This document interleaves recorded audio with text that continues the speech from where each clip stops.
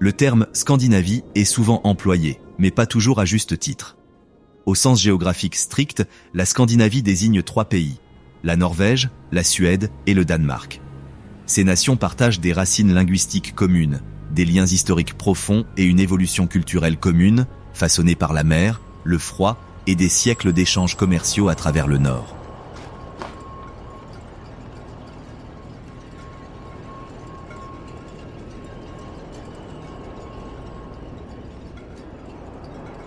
De nombreux voyageurs confondent Scandinavie et pays nordiques. La région nordique comprend la Finlande et l'Islande, ainsi que les territoires autonomes du Groenland, des îles Féroé et d'Åland. Ils appartiennent à la même famille nordique, mais ne font pas partie de la Scandinavie proprement dite. Entamer son voyage en ayant cette distinction en tête permet de comprendre pourquoi ces 3 pays scandinaves semblent souvent familiers les uns aux autres, tout en étant extrêmement différents lorsqu'on passe de l'un à l'autre. Les voyageurs affluent en Scandinavie pour une combinaison unique. Nature, design et culture sont les 3 piliers de l'identité de la région. Les paysages sont la première chose dont parlent les visiteurs. De longs fjords sculptés par d'anciens glaciers,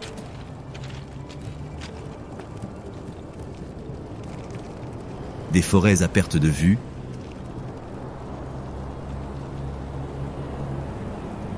des côtes arctiques aux couleurs changeantes au fil des saisons et des îles si petites qu'elles émergent à peine de l'eau.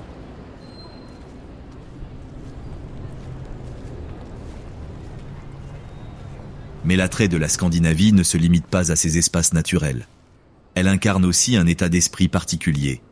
Une architecture épurée, des villes fonctionnelles, un fort engagement environnemental et un rythme de vie paisible et harmonieux. La région n'a pas besoin de grands récits ni de langage symbolique. Ce qui frappe, c'est ce que l'on peut voir et ressentir directement. Le bruit des vélos qui passent dans une rue de Copenhague à l'heure de pointe, l'air vif qui souffle d'un fjord d'Oslo au petit matin, ou le soleil bas du nord qui illumine les bâtiments jaunes de Stockholm.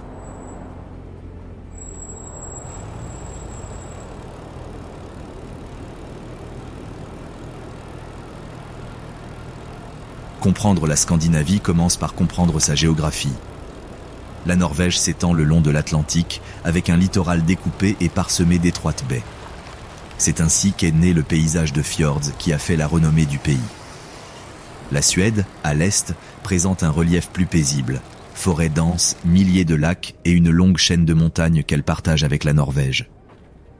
Le Danemark, en revanche, est bas, plat et côtier, construit autour d'îles et de péninsules reliant la mer du Nord à la mer Baltique.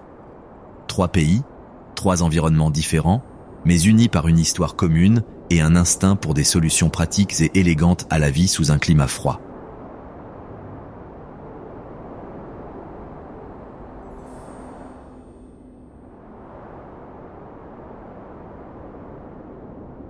La Scandinavie est également réputée pour son développement durable, non pas comme une mode passagère mais comme une pratique quotidienne.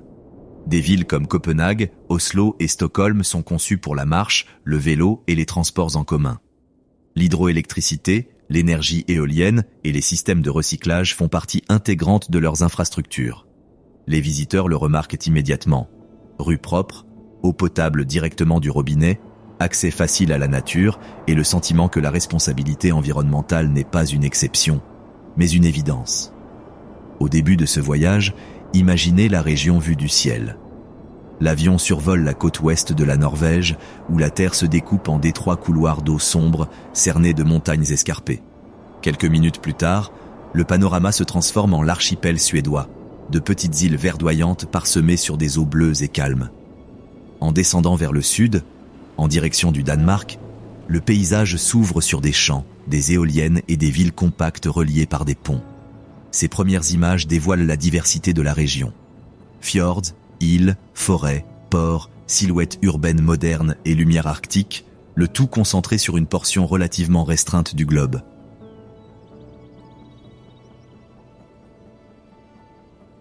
C'est ce qui fait de la Scandinavie un sujet idéal pour un documentaire de voyage. Les contrastes sont saisissants, mais les transitions sont fluides. On passe d'une promenade sur une jetée en bois à Stockholm à une traversée des montagnes norvégiennes et quelques heures plus tard, on franchit le pont de l'Øresund pour rejoindre Copenhague. Oslo est l'une des plus petites capitales d'Europe, mais elle se distingue par son harmonieux mélange de nature, d'architecture et de vie quotidienne. Située à l'extrémité du fjord d'Oslo, entourée de collines et de forêts, la ville est bordée à plus de la moitié d'espaces verts protégés.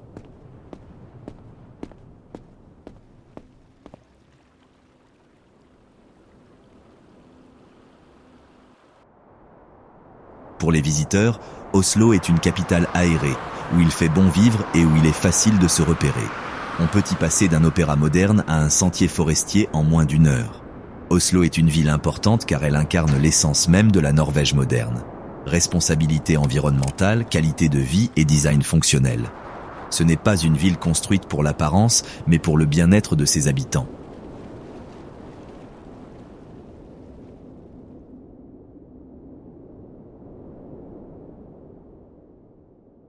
Les transports en commun y sont efficaces, le vélo est omniprésent et les voitures électriques dominent les routes. Le port est baigné d'eau cristalline, les Norvégiens s'y baignent en été et le système de chauffage urbain utilise des énergies renouvelables. Tout cela confère à Oslo un rythme de vie propre et organisé que les voyageurs perçoivent immédiatement. Un excellent point de départ est l'Opéra d'Oslo, l'un des édifices les plus emblématiques de la ville.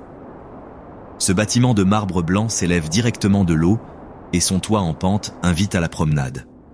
La surface reflète la lumière du soleil d'une manière vive, presque métallique, et depuis les étages supérieurs on jouit d'une vue imprenable sur le fjord, le port et le quartier des Côtes-Barres.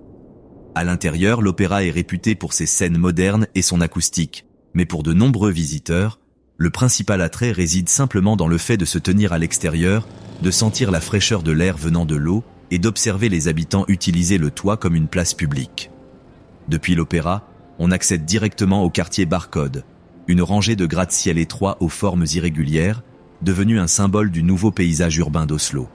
Chaque angle de vue influence l'aspect des bâtiments, et l'espace qui les sépare crée de petits couloirs d'ombre et de lumière. Cafés, bureaux et appartements occupent les étages inférieurs, animant le quartier tout au long de la journée.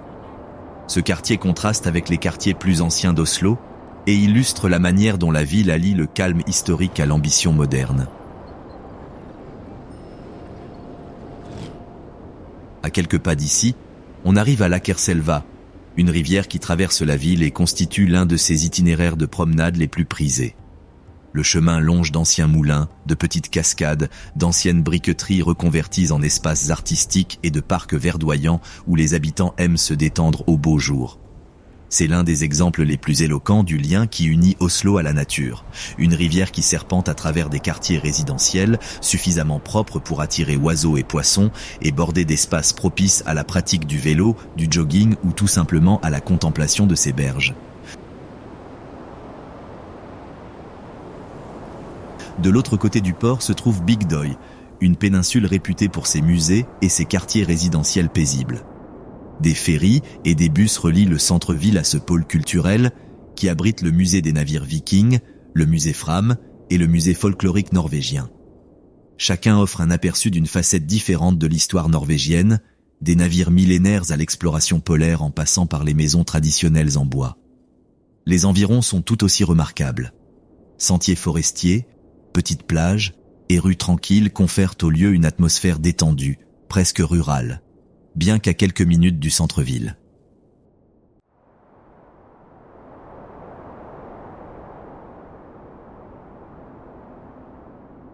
Pour se restaurer, les quartiers du front de mer comme Sorenga, Akerbrig et Tjuvholmen offrent parmi les meilleures expériences culinaires de la ville.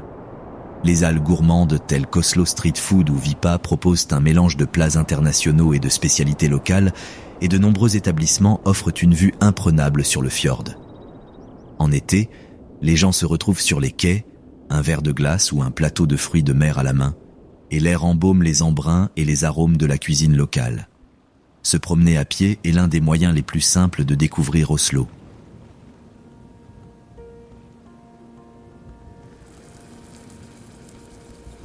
Les distances sont courtes, les trottoirs larges, et le parcours de l'opéra à l'hôtel de ville puis à Akerbrig offre un aperçu complet de l'architecture et de l'atmosphère des quais.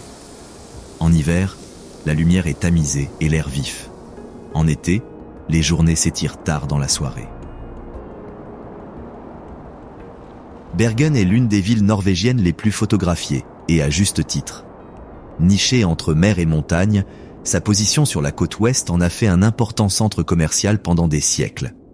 Bergen faisait autrefois partie de la Ligue hanséatique, un puissant réseau de villes marchandes autour des mers Baltiques et du Nord.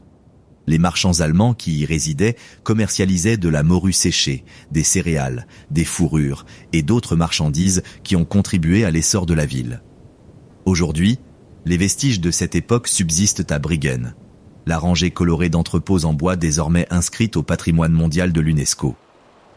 Bryggen est généralement le premier quartier visité par les voyageurs. Les bâtiments en bois, étroits et légèrement penchés, sont peints de teintes profondes, rouge, jaune et brun. Se promener dans les ruelles derrière les façades principales donne l'impression de remonter le temps et de plonger dans le passé industriel de la ville. Les planchers craquent, les poutres sont apparentes et l'odeur du vieux bois se mêle à l'air frais du port. Nombre de ces bâtiments abritent aujourd'hui des boutiques d'artisanat, de petits cafés et des ateliers d'artistes, mais leur agencement est resté quasiment inchangé depuis des siècles. Bergen est réputé pour être le point de départ des excursions dans les fjords. La plupart des circuits vers le Nærøyfjord, le Sognefjord et le Hardangerfjord partent de cette ville et sa situation géographique permet d'allier facilement culture urbaine et paysages naturels. Des bateaux quittent le port tout au long de la journée et le spectacle des ferries s'éloignant lentement sur les eaux brumeuses constitue un décor permanent. Le temps changeant sur cette côte, le soleil passant rapidement à la pluie, confère à la ville une atmosphère changeante et presque cinématographique. L'une des expériences emblématiques de Bergen est l'ascension du mont Floyen en funiculaire, Floabanen. Le trajet ne dure que quelques minutes, grimpant abruptement au-dessus des toits avant de dévoiler un panorama exceptionnel sur la ville, les montagnes environnantes et les archipels au loin. Au sommet, des sentiers s'enfoncent dans les forêts où les habitants courent, promènent leurs chiens ou se détendent simplement sur les bancs dominant la ville. Par temps clair, on aperçoit tout le port. Les jours de pluie, les nuages bas qui glissent sur la colline adoucissent le paysage, lui conférant une atmosphère calme et feutrée.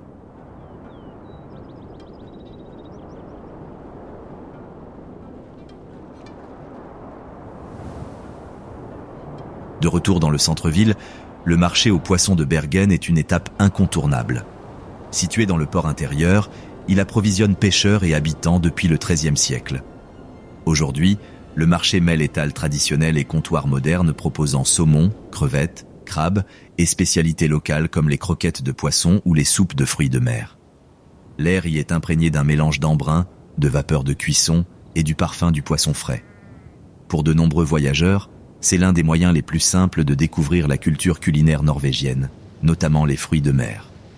À quelques pas du marché, d'étroites ruelles de bois mènent au vieux quartier résidentiel de la ville.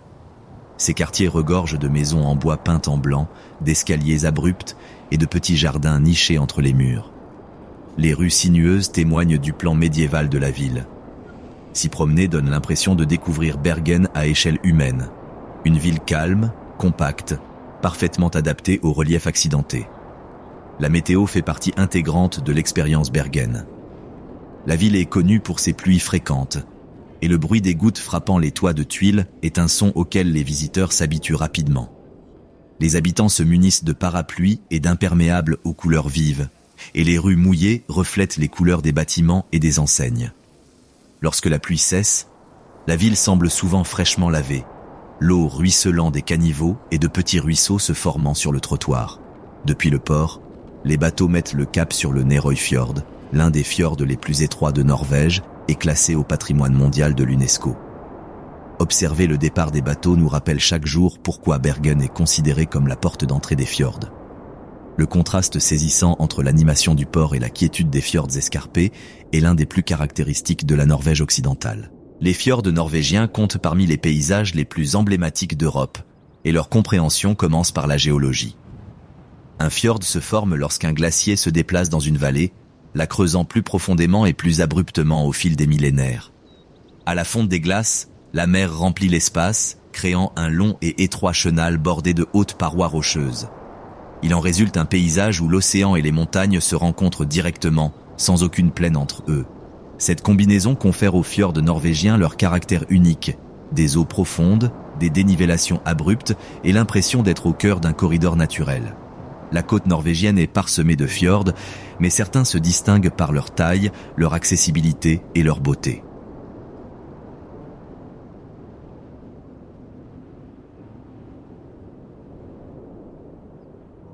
Le Nærøyfjord, le Geirangerfjord et le Sognefjord sont les trois plus visités, et chacun possède son propre caractère. Le Nærøyfjord, inscrit au patrimoine mondial de l'UNESCO, est l'un des fjords les plus étroits du pays. Par endroits, sa largeur est inférieure à 250 mètres, bordée de montagnes s'élevant à plus de 1000 mètres. La navigation y est lente, permettant aux passagers d'admirer les détails, petites fermes perchées sur des pentes vertigineuses, fines cascades dévalant la roche et virages serrés dévoilant de nouveaux panoramas toutes les quelques minutes.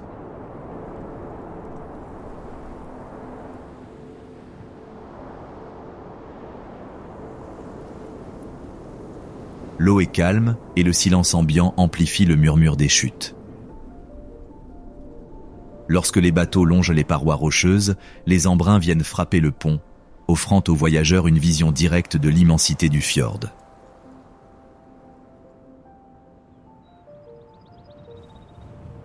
Le Geirangerfjord, également inscrit au patrimoine mondial de l'UNESCO, est réputé pour ses impressionnantes cascades et ses points de vue exceptionnels. Parmi les plus célèbres, citons les Sept Sœurs, le Prétendant et le Voile de la Mariée, dont les noms évoquent leur forme et non des légendes ou un symbolisme particulier. Des ferries assurent la liaison entre Geiranger et Ellesilt, permettant de longer ces sites remarquables. Dominant le fjord, les belvédères d'Ornesvingen, la route de l'Aigle, et de Flidalsjuvet offrent des panoramas exceptionnels qui embrassent l'ensemble du fjord.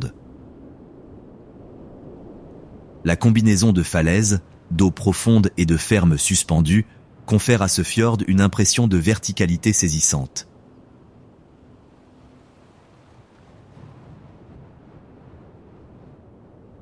Le Sognefjord est le fjord le plus long et le plus profond de Norvège, s'étendant sur 205 km à l'intérieur des terres. Ses bras offrent une grande variété de paysages, allant de vastes étendues ouvertes à d'étroits chenaux bordés de vergers et de villages. De par sa longueur, le Sognefjord relie de nombreuses localités et les ferries y sont utilisées quotidiennement et non seulement pour des excursions touristiques. Le fjord est également relié au chemin de fer de Flamme, l'une des lignes ferroviaires les plus pentues au monde, qui grimpe du niveau de la mer jusqu'au haut sommet. Le Sognefjord est ainsi une région facile à explorer, combinant train, route et bateau.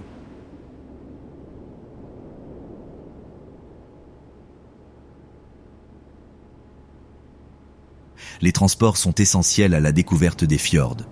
Les ferries circulent toute l'année, formant un réseau qui permet aux voyageurs de se déplacer facilement entre les villes, les points de vue et les sentiers de randonnée. Les ferries hybrides modernes réduisent l'impact environnemental et beaucoup offrent des ponts ouverts où les passagers peuvent admirer l'eau de près.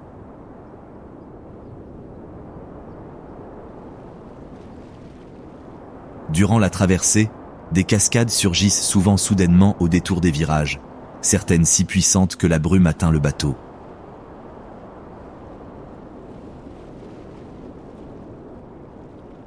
Les routes panoramiques norvégiennes jouent également un rôle majeur.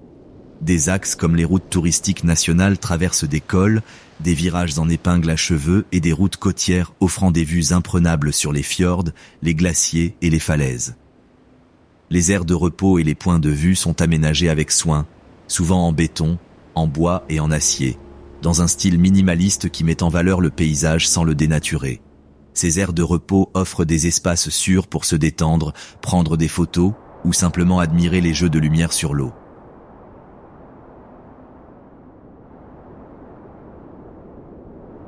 Certains des plus beaux points de vue sur les fjords sont accessibles après une courte marche. Des plateformes comme Stegastein, surplombant l'Orlandsfjord, offrent une vue imprenable sur toute la vallée. D'autres sont des sites naturels, petites plages, corniches rocheuses ou clairières herbeuses que l'on rejoint en suivant des sentiers balisés.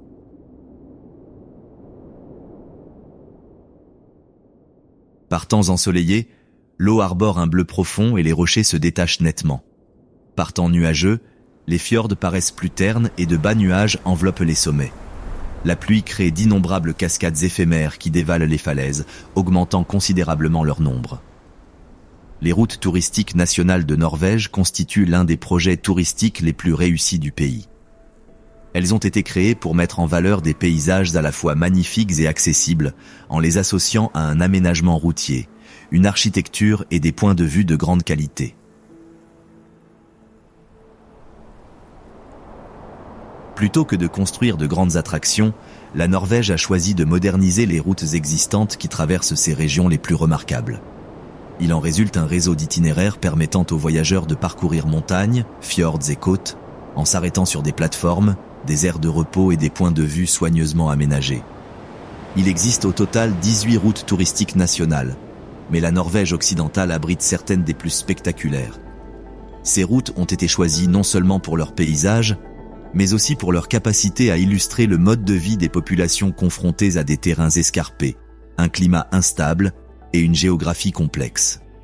L'ingénierie, la sécurité et l'impact environnemental ont été pris en compte dès le départ dans le processus de planification. De nombreux points de vue ont été conçus par des architectes norvégiens qui ont privilégié des matériaux simples et durables, acier, béton, pierre et verre, afin de se fondre dans le paysage sans obstruer la vue. L'une des plus célèbres est la route de Trollstigen, qui serpente au cœur d'une vallée montagneuse à travers une succession de virages en épingle à cheveux. La route prend rapidement de l'altitude et le paysage se transforme, passant de terres agricoles verdoyantes à la roche nue. Au sommet, un belvédère moderne en acier et en béton s'avance vers le bord de la falaise. La plateforme offre une vue imprenable sur toute la vallée, avec ses cascades dévalant la montagne et la circulation ralentissante sur l'étroite route en contrebas. Les visiteurs ressentent souvent la brume froide de la cascade voisine, portée par le vent.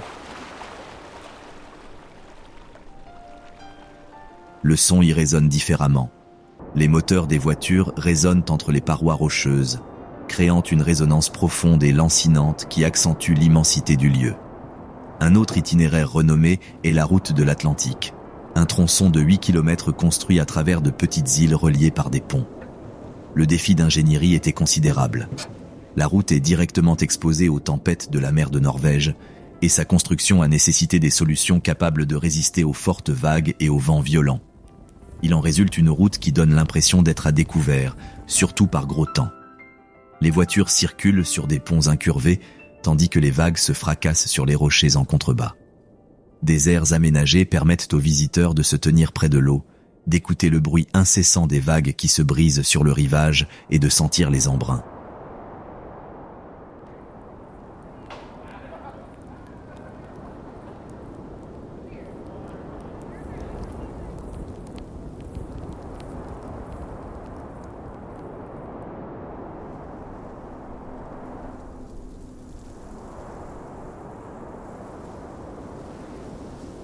La route du Hardanger offre une expérience différente. Loin des prouesses d'ingénierie ou des falaises vertigineuses, elle met en valeur vergers, cascades et panoramas sur le fjord. La région est réputée pour ses pommes, ses cerises et ses prunes, et de petites exploitations agricoles bordent le fjord. Les routes y serpentent doucement le long de l'eau, traversant tunnels et ponts modernes. Des points de vue comme Steinsdalsfossen permettent aux visiteurs de passer derrière une cascade, à l'abri des éclaboussures, tout en observant l'eau tomber si près qu'ils en ressentent les vibrations sous leurs pieds.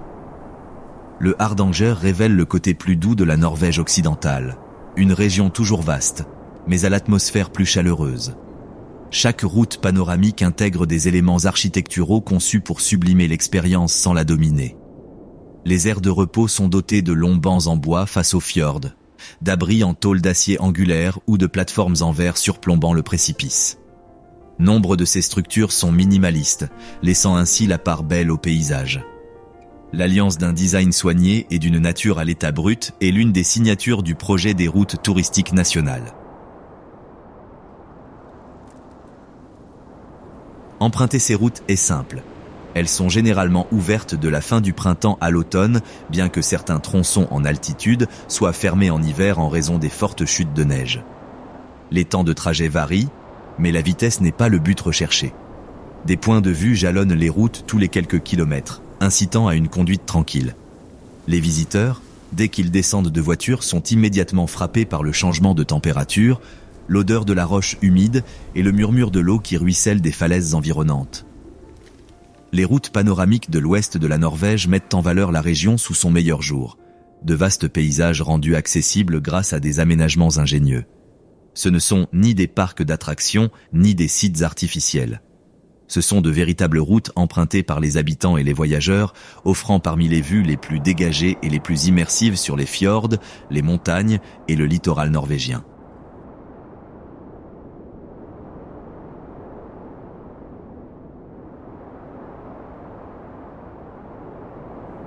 Les îles Lofoten font partie de ces rares endroits où le paysage semble presque exagéré, comme si le contraste avait été poussé à l'extrême.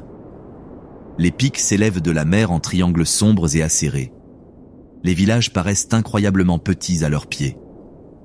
Et la lumière, surtout en été ou pendant les heures bleues de l'hiver, confère à tout une netteté et une précision saisissantes que les voyageurs n'oublient jamais.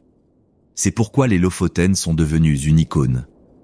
Ce n'est pas simplement un joli archipel. C'est une géographie sculptée, habitée et en perpétuelle transformation au gré des caprices du temps. L'histoire des Lofoten commence avec la pêche. Pendant plus de 1000 ans, ces îles furent le cœur de l'industrie norvégienne de la morue, le lieu où la morue arctique migre chaque hiver pour frayer. Ce phénomène naturel unique a tout façonné. L'économie, l'architecture et même l'odeur qui vous enveloppe lorsque vous vous promenez dans les villages. En février et mars, de longs claies en bois chargés de morue séchant bordent les routes et les ports, une tradition appelée stockfish, dont la viande est encore exportée dans le monde entier. Les cabanes de pêcheurs rouges que vous apercevez, les rorbuées, étaient autrefois de simples logements pour les travailleurs saisonniers.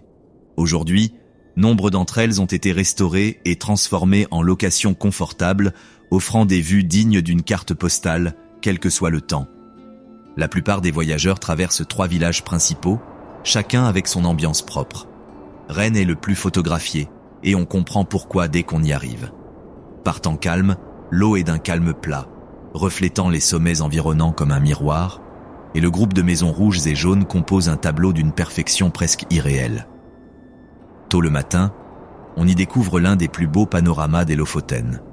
Les pêcheurs préparent leurs bateaux, les mouettes tournoient, et l'odeur de la mer se mêle à celle du café fraîchement préparé dans les petits cafés du port. Henningsvær est très différent, plus artistique, plus authentique. Ce village s'étend sur plusieurs îlots reliés par des ponts, avec un terrain de football perché de façon spectaculaire sur un rocher au large. En été, on y trouve des galeries d'art ouvertes, des boutiques de design et de jeunes Norvégiens qui sillonnent les îles en kayak. C'est là que l'on ressent le plus intensément la vie locale, au-delà du simple tourisme. Au bout de la route se trouve A, oui, la lettre. C'est l'un des noms de villages les plus courts de Norvège, et il marque la limite ouest des îles Lofoten. Ici, le paysage est plus sauvage. Les vagues se brisent avec plus de force, les falaises sont plus hautes, et le musée de la pêche explique combien la vie était rude autrefois dans ce coin reculé. En parcourant les anciens séchoirs à bateaux et les hangars à bateaux restaurés, on comprend que les Lofoten n'ont pas toujours été une destination de rêve. Pendant des siècles, ce fut un lieu de labeur et d'hiver rigoureux. Pour les voyageurs actifs, les îles sont un paradis. Les randonnées, courtes mais escarpées, grimpent rapidement du niveau de la mer jusqu'aux crêtes qui dévoilent fjords, plages et îlots épars. Reinbringen, l'un des sentiers les plus populaires, offre un panorama digne d'une affiche de cinéma. Mais même des promenades plus simples, comme les sentiers côtiers près d'Unstad ou les étendues de sable de la plage de Haukeland, témoignent de la diversité des paysages. On passe en un instant d'un paysage de granit vertical à une plage de sable blanc où l'eau turquoise ondule. Séjourner dans une cabine de rorbu fait partie intégrante de l'expérience. Planchers en bois, mobilier simple et grandes fenêtres donnant sur le port vous plongent au cœur d'une communauté côtière active. La nuit, vous entendez le craquement des bateaux, le souffle du vent et, parfois, en hiver, les aurores boréales scintillent au-dessus des sommets. Des cabanes rouges se pressent contre de sombres falaises. Des morues pendent sur des claies en bois, embaumant l'air d'un parfum salé et incomparable. Des barques de pêche glissent sur une eau calme tandis que les nuages défilent rapidement au-dessus des montagnes. Les Lofoten n'ont pas besoin de métaphores, la réalité se suffit à elle-même. Et lorsque vous vous tenez sur une jetée, que vous sentez l'air froid de la mer, que vous entendez l'écho des vagues entre les sommets, vous comprenez pourquoi cet archipel isolé est devenu l'un des endroits les plus photographiés et les plus aimés de Scandinavie. Tromsø est l'une des portes d'entrée les plus faciles et les plus fiables au monde pour observer les aurores boréales, ce qui attire à lui seul des milliers de voyageurs chaque hiver. Mais la ville ne se résume pas à son ciel nocturne. C'est un centre arctique dynamique, avec ses cafés, ses étudiants, ses musées et certains des plus beaux paysages hivernaux de Norvège, le tout concentré sur une petite île entourée de montagnes.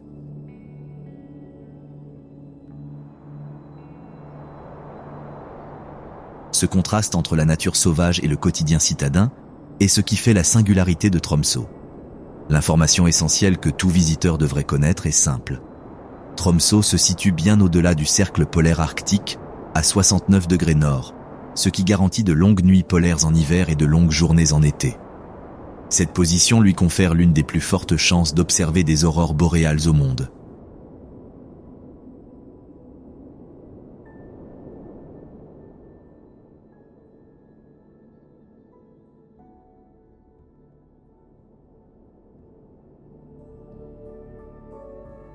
Vous vous trouvez au cœur même de l'ovale auroral, et non à sa poursuite de loin. Si le ciel est dégagé et l'activité solaire suffisante, il y a de fortes chances que des aurores boréales apparaissent à un moment ou un autre de votre séjour. Mais la géographie n'est pas le seul atout de Tromsø. Le Gulf Stream y joue un rôle majeur. Contrairement à de nombreuses régions arctiques à cette latitude, le climat côtier y reste relativement doux, ce qui permet de maintenir les routes ouvertes et des conditions agréables. On peut atterrir à Tromsø, descendre de l'avion et participer immédiatement à des excursions organisées pour observer les aurores boréales, sans avoir besoin d'une expédition extrême. Cette combinaison d'une situation géographique arctique et d'un climat accessible est rare. Vient ensuite l'infrastructure. La ville est conçue pour le tourisme hivernal.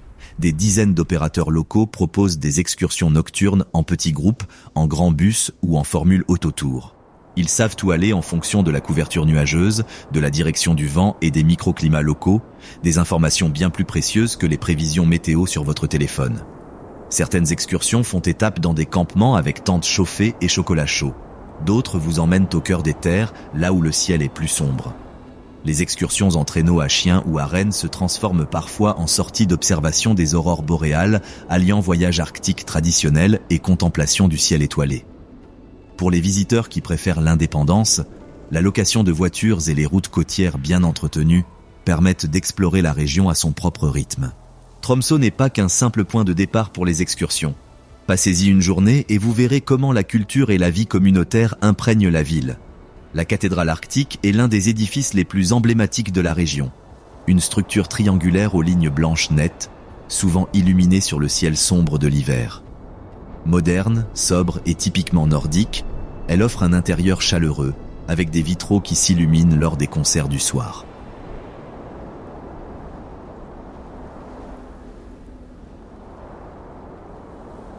La visite est courte, mais c'est l'un de ces monuments qui vous situe immédiatement.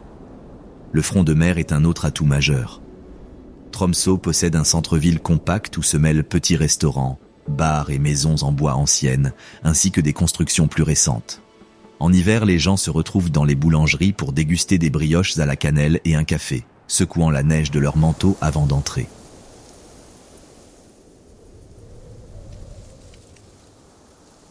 En été, les rues s'animent de randonneurs et d'étudiants prenant le ferry pour les îles voisines. Des musées comme Polaria et le musée polaire permettent de découvrir l'histoire de la région, de la faune arctique aux expéditions polaires.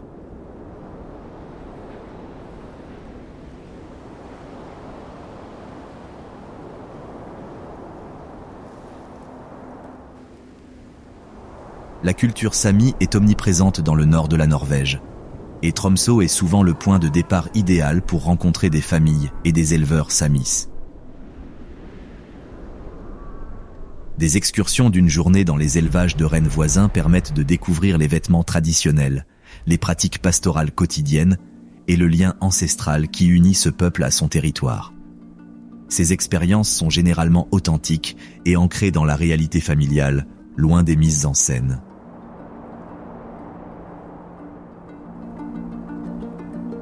Vos bottes crissent sur la neige fraîche tandis que vous arpentez les ruelles.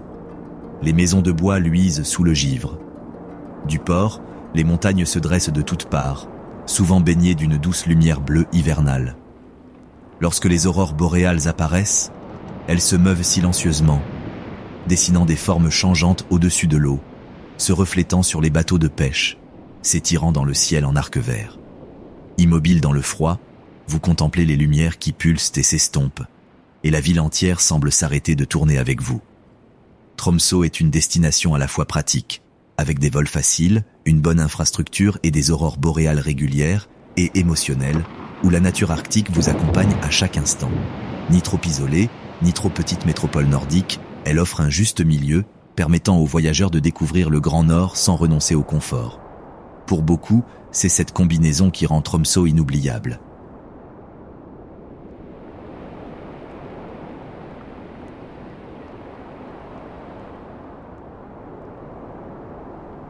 Les Samis sont le peuple autochtone du nord de la Scandinavie, avec des communautés réparties entre la Norvège, la Suède, la Finlande et certaines parties de la péninsule de Kola en Russie.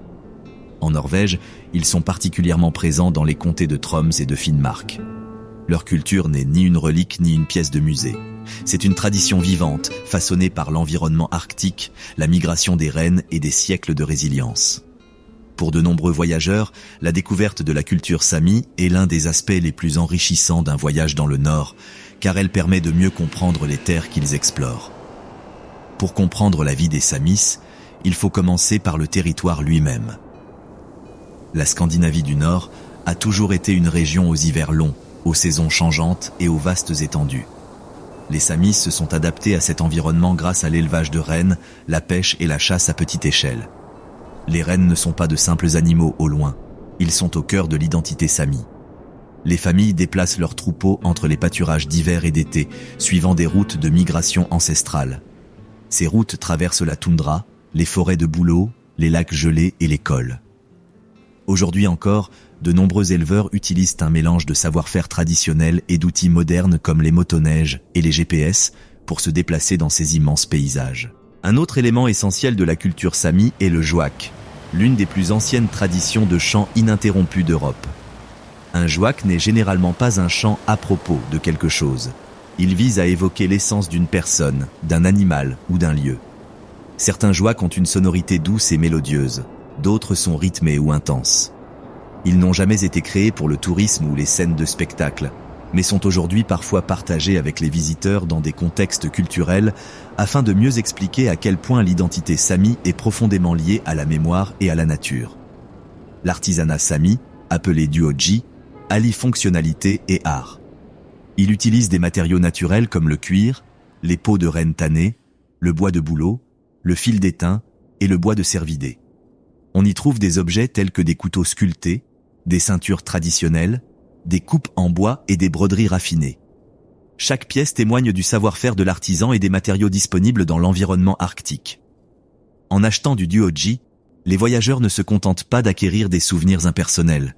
Ils soutiennent de véritables artisans et la perpétuation des traditions culturelles. Pour les visiteurs, la meilleure façon de découvrir la culture Sami est de vivre une expérience authentique au contact des familles. Autour de Tromsø, Karasjok et Kautokeino, des familles d'éleveurs ouvrent leurs campements aux voyageurs. Loin des attractions touristiques classiques, il s'agit généralement de quelques personnes réunies autour d'un feu dans un lave-vue, la tente traditionnelle des éleveurs nomades. L'hôte prépare du café et des repas simples sur les flammes, raconte des histoires sur la région et le troupeau et explique comment les rennes sont élevées tout au long de l'année. Vous pourrez visiter un enclos voisin, nourrir les animaux ou découvrir comment le cycle de la migration rythme le quotidien. En hiver, certaines familles proposent de courtes promenades en traîneau tirés par des rennes, une façon paisible et tranquille de se déplacer sur la neige.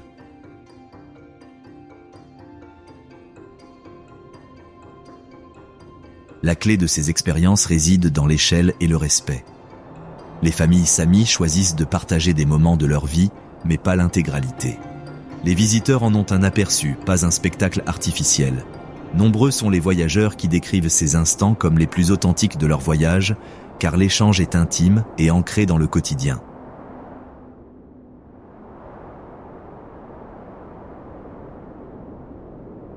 Le Nord Sami offre des paysages qui resteront gravés dans votre mémoire. Des rennes se tiennent debout dans la neige douce, leur souffle s'élevant dans l'air froid.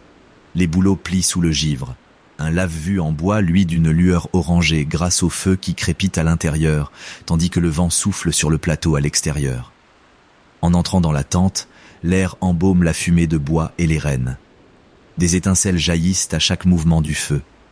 Vous vous réchauffez les mains pendant que l'hôte verse du café dans des tasses en bois, et dehors, le troupeau se déplace et souffle doucement dans le froid. Voyager à travers les régions Sami, c'est bien plus que découvrir l'Arctique. C'est comprendre le mode de vie de ses habitants, la manière dont les traditions, la terre et la communauté demeurent indissociables malgré les pressions de la modernité. Pour de nombreux visiteurs, cette région de Scandinavie devient le point d'ancrage émotionnel de leur voyage. Un rappel que le Nord n'est pas désert, mais imprégné d'une culture qui a traversé des siècles de neige, de silence et de migration.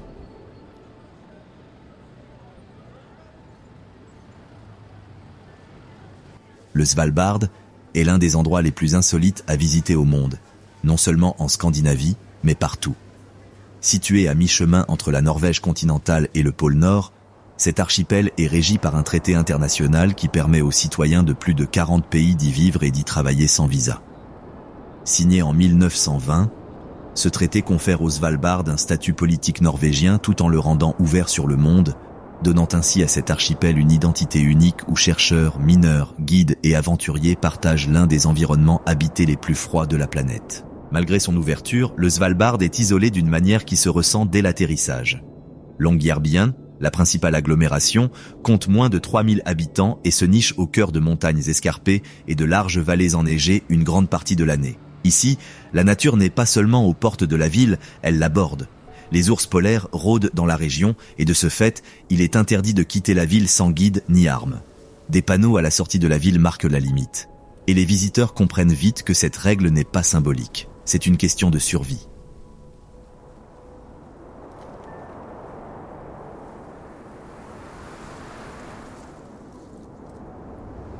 La vie à Longyearbyen est pratique et étonnamment chaleureuse. Des maisons en bois coloré se détachent sur le paysage blanc. Les habitants se déplacent entre l'école, le supermarché et les bars, chaussés de grosses bottes et de cagoules. Un fort sentiment de communauté règne, né de la vie dans un lieu où chacun dépend des autres durant la longue nuit polaire, lorsque le soleil ne se lève pas pendant des semaines. Les cafés se remplissent de chercheurs discutant de leurs travaux de terrain, de guides préparant leur matériel et de voyageurs s'équipant avant de s'aventurer sur la banquise. Le musée et la petite galerie de la ville retracent l'histoire de l'archipel, de la chasse et de l'exploitation minière à la recherche scientifique moderne.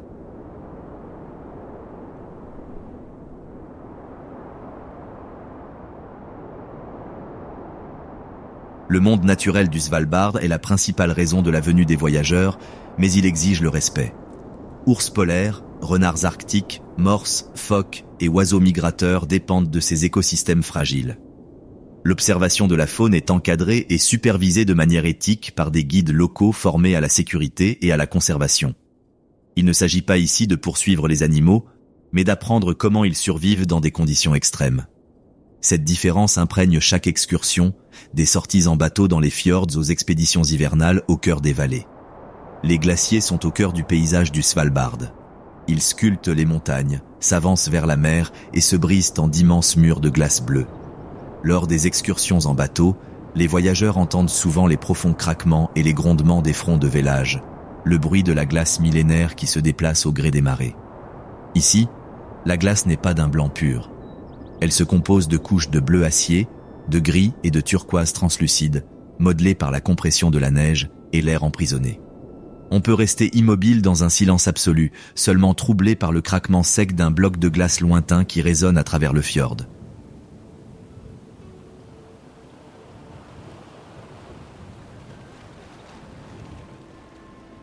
La recherche climatique occupe une place prépondérante dans la vie au Svalbard. Les scientifiques étudient la fonte des glaciers, le pergélisol, la température des océans et la faune arctique. La réserve mondiale de semences du Svalbard, nichée dans une montagne surplombant Longyearbyen, symbolise la coopération internationale. Elle conserve des semences en double provenant de banques de gènes du monde entier, garantissant ainsi la diversité agricole de la planète. Si l'accès à la réserve est interdit aux voyageurs, la simple vue de son entrée, une installation lumineuse géométrique intégrée à la colline, témoigne de l'importance que la communauté internationale accorde à la préservation de la vie face au changement climatique. Les activités de plein air varient selon la saison. En hiver, les motoneiges sillonnent les vallées désertes en longs convois, leurs phares se reflétant sur la neige, tandis que le reste du monde semble figé dans le temps. Des excursions en traîneau à chiens se déroulent sur des lits de rivières gelées, entourés de montagnes restées intactes.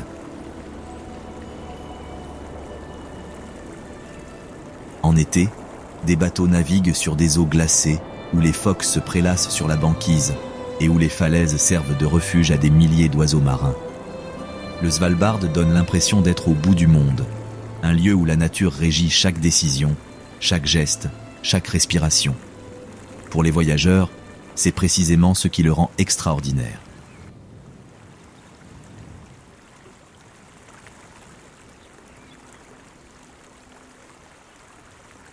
Stockholm est l'une des capitales les plus singulières d'Europe, bâtie sur 14 îles reliées par des ponts, des ferries et des promenades en bord de mer. La présence constante de l'eau confère à la ville une atmosphère aérée et lumineuse, et les voyageurs sont immédiatement frappés par sa propreté, son accessibilité piétonne et son organisation. Même en hiver, lorsque la mer se transforme en une fine couche de glace, Stockholm reste facile à parcourir. Bateaux, tramways et métros fonctionnent parfaitement. En été, lorsque les jours s'étirent jusqu'au soir, les ferries assurent une liaison continue entre les îles, où les habitants se rendent en masse dans les parcs pour pique-niquer ou se baigner. Le meilleur point de départ est Gamla Stan, la vieille ville. C'est l'un des centres médiévaux les mieux préservés d'Europe. Un îlot compact de ruelles étroites, de pavés en pente et de façades jaune-orangé qui s'illuminent sous la lumière de fin d'après-midi. C'est ici que Stockholm a vu le jour au XIIIe siècle, et le palais royal domine toujours la partie nord de l'île. S'y promener est un jeu d'enfant. Pas d'itinéraire compliqué, il suffit de flâner sur les petites places animées de cafés et de boulangeries. En hiver, des marchés de Noël s'installent sur la place principale. En été, des musiciens de rue emplissent l'air de mélodies de violon et d'accordéon. C'est un lieu touristique, certes, mais à juste titre, Gamla Stan vous dévoile la strate la plus ancienne de la ville sans en faire des tonnes. De l'autre côté de l'eau se trouve l'une des attractions les plus célèbres de Stockholm, le musée Vasa sur l'île de Djurgården. Le navire de guerre Vasa a coulé lors de son voyage inaugural en 1628 et a passé plus de 300 ans sous l'eau avant d'être renfloué presque intact. Voir le navire de près est impressionnant. Sa coque en bois sombre se dresse majestueusement, ornée de centaines de détails sculptés, et le musée retrace l'âge d'or de la puissance navale suédoise avec une narration directe et claire. Nul besoin d'être un expert en histoire pour l'apprécier. Conçu pour tous les âges, le musée demeure l'un des sites culturels majeurs de Scandinavie. Djurgården mérite qu'on s'y attarde au-delà du musée. C'est une île verdoyante parsemée de parcs, de sentiers et d'attractions culturelles comme Skansen, le musée folklorique en plein air. Les habitants viennent y courir, faire du vélo ou se détendre au bord de l'eau. Des ferries en provenance du centre-ville arrivent toutes les quelques minutes et la traversée offre un aperçu charmant de la façon dont les îles de Stockholm s'enchaînent. Pour une ambiance plus moderne, direction Södermalm, souvent décrit comme le quartier créatif de Stockholm. Ici, les rues s'élargissent, les bâtiments semblent plus récents et, au beau jour, les terrasses des cafés débordent sur les trottoirs. Boutiques vintage, magasins de design, disquaires et petites galeries confèrent au quartier une atmosphère locale et authentique. C'est là que l'identité du design stockholmois se révèle le plus clairement. Intérieur minimaliste, lignes épurées, couleurs douces et un équilibre parfait entre fonctionnalité et esthétique. Même les cafés arborent ce style scandinave si caractéristique. Tables en bois clair, éclairage tamisé et étagères garnies de céramique. Cela s'intègre parfaitement à un rituel suédois incontournable, le fika. Bien plus qu'une simple pause café, le fika est une pause quotidienne pour s'asseoir, discuter et ralentir le rythme. Dans chaque quartier, on trouve des boulangeries proposant des brioches à la cannelle, des brioches à la cardamome et des pâtisseries garnies de crème pâtissière à la vanille ou de pâte d'amande. Les voyageurs s'habituent vite à ce rythme. Promenades, Ferry, musée, fika, et on recommence. C'est un élément simple mais essentiel de la culture suédoise. Stockholm est facile à imaginer car les détails y sont saisissants. En hiver, certaines parties du port gèlent et les ferries fendent les eaux froides et silencieuses. On aperçoit des gens flânant sur les quais, emmitouflés dans d'épaisses écharpes, tandis que la douce lumière des fenêtres des restaurants filtre à travers les vitres. En été, les couleurs s'illuminent, les bateaux sillonnent les îles, les terrasses se remplissent et les enfants plongent des pontons en bois dans la mer Baltique. Sous le soleil généreux du nord, les façades jaunes de Gamla stan semblent encore plus chaleureuses et la ville se transforme en un immense salon à ciel ouvert. Stockholm est une destination idéale pour les voyageurs car elle allie 3 atouts: un riche patrimoine historique, un design moderne et une qualité de vie au quotidien. On peut explorer palais et rues médiévales le matin, visiter un musée de renommée mondiale l'après-midi et dîner au bord de l'eau au son des ferries qui passent toutes les quelques minutes. Les îles relient tous les points d'intérêt sans jamais donner l'impression d'être dans une ville étouffante. Pour quiconque explore la Scandinavie, Stockholm offre l'équilibre parfait. Une capitale ouverte, à taille humaine et facile à apprécier, que l'on vienne pour l'histoire, la culture ou simplement pour admirer le ballet des bateaux sur les canaux bleus qui façonnent l'identité de la ville. Si Stockholm donne l'impression d'être une ville faite d'îles, l'archipel suédois est le lieu où cette idée prend une dimension colossale. Un labyrinthe de près de 30 000 îles, îlots et récifs s'étendant profondément dans la mer Baltique. À quelques minutes seulement de la capitale suédoise, ce monde aquatique se confond avec un pays à part entière. Port paisible, rivages de granit réchauffés par le soleil d'été, sentiers forestiers étroits, petites maisons en bois nichées entre les bouleaux et bateaux glissant sur des chenaux aux eaux bleues comme des coups de pinceau.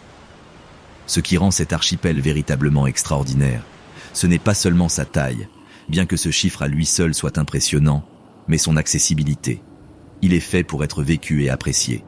Ferries, taxis fluviaux et bateaux privés sillonnent les îles, reliant habitants et visiteurs à la vie insulaire avec la même fluidité que les bus en ville.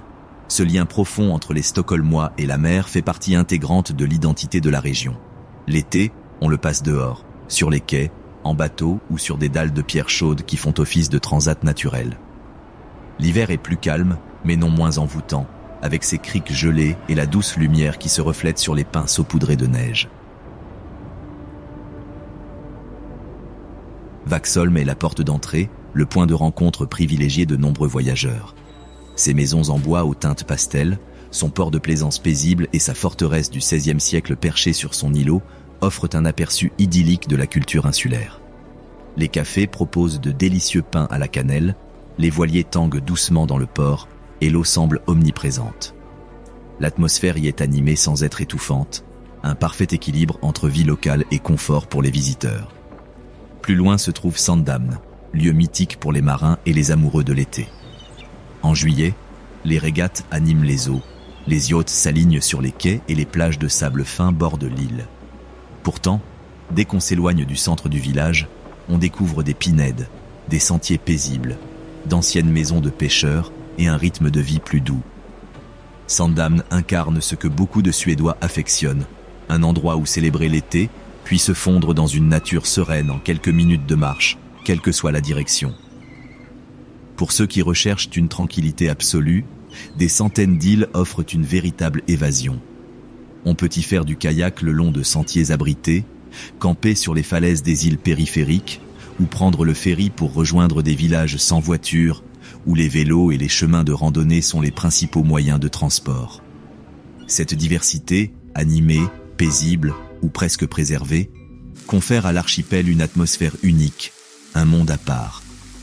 Ici, la vie est rythmée par l'eau. Les maisons, en bois peint, arborent des teintes rouges, jaunes ou les doux blancs et bleus typiques des côtes scandinaves. Nombre d'entre elles se dressent à quelques mètres du rivage, avec pontons privés, barques et terrasses surplombant d'étroits chenaux. On se déplace d'île en île pour rendre visite à des amis, se baigner, acheter du poisson frais ou savourer un fika face à la mer. Et partout, on retrouve cette odeur si particulière de la Baltique. Eau limpide, roches chauffées par le soleil, résine de pin et une légère embrun salé portée par la brise. L'eau claire clapotit rythmiquement contre les rochers de granit lisse. Des cottages rouges penchés vers la mer semblent avoir traversé des générations de tempêtes. Les ferries tracent de douces lignes blanches en glissant entre les îles. Des kayaks glissent à hauteur des yeux sur une eau si transparente qu'on y distingue les ombres sur le sable.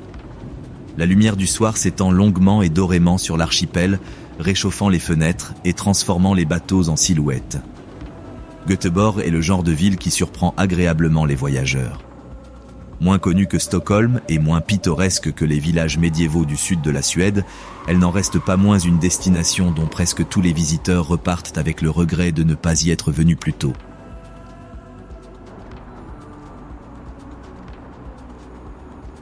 Construite par des ingénieurs néerlandais, façonnée par les chantiers navals et le commerce maritime, et renouvelée par les étudiants, les artistes et certains des meilleurs chefs de Scandinavie, Göteborg est une ville portuaire à la fois authentique et charmante, dont la chaleur ne cesse d'étonner ses visiteurs.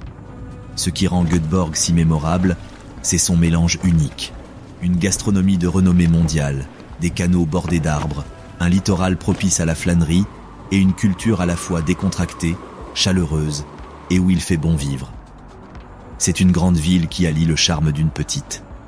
On le ressent dès qu'on traverse un pont, qu'on entend le ronronnement d'un tramway ou qu'on hume les embruns du port. Commencez par le centre, où les canaux du XVIIe siècle confèrent encore à la ville un doux rythme aquatique. Des sentiers longent les anciennes douves, bordées de saules et de murets de pierre, et de petits ponts mènent à des quartiers regorgeants de cafés, de disquaires et de boutiques. Ici, on flâne plutôt que de se presser, et même les rues les plus animées du centre-ville restent agréables et faciles à parcourir. L'une des plus grandes surprises de Göteborg est sa réputation de capitale gastronomique de la Suède. Les eaux froides de la mer du Nord, toutes proches, produisent certains des meilleurs fruits de mer d'Europe, et la ville a su sublimer cet atout. Des restaurants étoilés au Michelin comme Sjömagasinet et des adresses décontractées et originales aménagées dans d'anciens entrepôts mettent en valeur les produits de la région. Crevettes, huîtres, moules, poissons fumés à froid et saveurs côtières délicates. La Fiskekorka, l'emblématique marché aux poissons de Göteborg en forme d'église de bois, demeure une véritable institution locale. Les vendeurs nettoient à la pêche du jour, la vapeur s'élève des coquillages fraîchement cuits et les mouettes tournoient au-dessus, espérant quelques miettes. Chaque quartier possède son propre caractère. Haga, l'un des plus anciens, est un quartier pavé aux maisons en bois, regorgeant de boutiques vintage et de cafés réputés pour leur cannelle bullard. Ces petits pains si grands qu'il faut les tenir à deux mains. Son atmosphère chaleureuse et authentique donne immédiatement aux visiteurs l'impression d'être intégrés à la vie locale. Pour des sensations différentes, Liseberg se distingue comme l'un des meilleurs parcs d'attractions d'Europe, apprécié des familles, des adolescents et des locaux qui viennent y profiter des concerts, des illuminations saisonnières et de ce mélange typiquement scandinave de frissons et de design. Même ceux qui ne sont pas habituellement attirés par les parcs d'attractions finissent par être séduits par son ambiance. Göteborg célèbre également son passé industriel. Au musée Volvo, les visiteurs peuvent admirer la marque automobile suédoise la plus célèbre, des modèles d'époque aux prototypes futuristes, tous exposés sur le front de mer où l'entreprise a contribué à façonner l'identité ouvrière de Göteborg.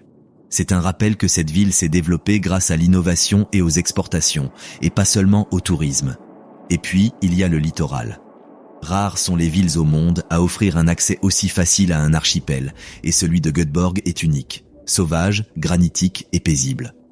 En 30 minutes, un petit ferry vous emmène sur des îles comme Vrangö, Styrsö et Donsö, où des villages se nichent au bord de l'eau et des sentiers serpentent entre les rochers balayés par les vents. Des plateformes de baignade s'avancent dans la mer. Les bateaux de pêche vont et viennent, et le rythme de vie ralentit instantanément. C'est la Suède côtière à l'état pur, simple, ouverte et profondément liée à la nature. Les images de Göteborg restent longtemps gravées dans la mémoire. Les mouettes planant au-dessus du port, les tramways vrombissant dans les rues luisantes de pluie, la vapeur s'échappant des étals de fruits de mer par un après-midi frais, et le soleil se reflétant sur les grues et les pontons des ferries. C'est une ville bâtie sur l'eau et le travail, mais qui a su se détendre sans perdre son âme. Göteborg est peut-être sous-estimé, mais c'est ce qui fait son charme. Elle récompense la curiosité, surprend par sa qualité et invite à un mode de vie simple, chaleureux et d'une rare élégance, une ville portuaire au grand cœur et à l'identité bien ancrée.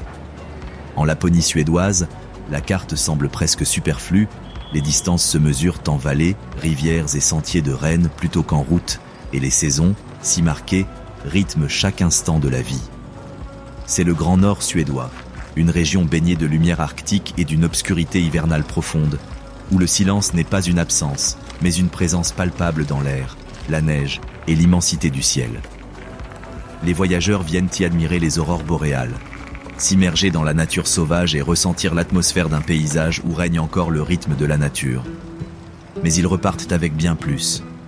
Un souvenir de quiétude qui les accompagne longtemps après leur retour. En été, la Laponie suédoise se transforme en un monde sans nuit. Le soleil de minuit plane au-dessus de l'horizon pendant des semaines, baignant tout d'une douce lueur dorée. Les rivières scintillent à minuit, les montagnes se parent de teintes pastel et les forêts restent suffisamment lumineuses pour y randonner à toute heure. Les habitants pêchent, font du kayak, du vélo et profitent simplement du grand air bien après le crépuscule, savourant la liberté surréaliste d'une journée qui ne s'achève jamais.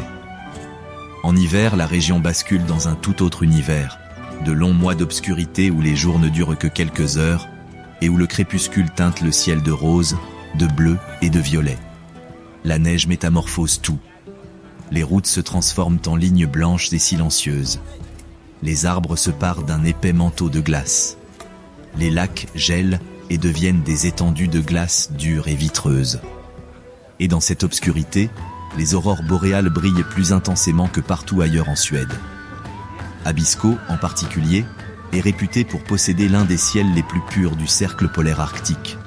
Son trou bleu, une zone de stabilité météorologique exceptionnelle, offre aux voyageurs une occasion unique d'observer des lueurs vertes onduler sans cesse dans le ciel nocturne. L'une des expériences les plus emblématiques de la région se trouve dans le petit village de Jukkasjärvi, l'Ishotel. Reconstruit chaque hiver à partir de blocs de glace provenant de la rivière Torne toute proche, il mêle architecture, sculpture et art éphémère. Déambuler dans ces couloirs, c'est comme pénétrer dans une cathédrale de glace. Lustres, lits et sculptures de glace sont illuminés d'une douce lumière bleue. Chaque chambre est unique, créée par des artistes internationaux qui conçoivent des suites qui fondent et retournent dans la rivière chaque printemps. Y passer la nuit est à la fois surréaliste et étrangement paisible. Lourde peau de renne, un silence si absolu qu'on entend sa propre respiration et une lente descente du sommeil au sein d'une œuvre d'art qui disparaîtra l'année prochaine. Ici, l'aventure signifie une immersion totale dans l'Arctique. Le traîneau à chien est l'une des façons les plus inoubliables de parcourir ces paysages. Dès que le traîneau se met à glisser, les aboiements cessent et le monde se tait, hormis le doux crissement des patins sur la neige et la respiration régulière des chiens.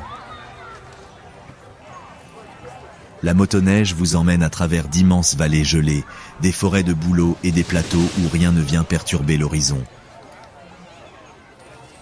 L'été est synonyme de voyages épiques, notamment le long du légendaire Kungsleden. Cet itinéraire de grande randonnée serpente à travers certaines des régions sauvages les plus préservées d'Europe, lacs alpins, torrents glaciaires, vastes vallées et douces toundras arctiques parsemées de fleurs minuscules. Les randonneurs séjournent dans de simples refuges de montagne gérés par l'Office national suédois du tourisme, partageant repas et récits sous un ciel qui ne s'assombrit jamais complètement. Ici, la nature se mêle à la culture, notamment aux traditions des Samis, peuple autochtone du nord de la Scandinavie.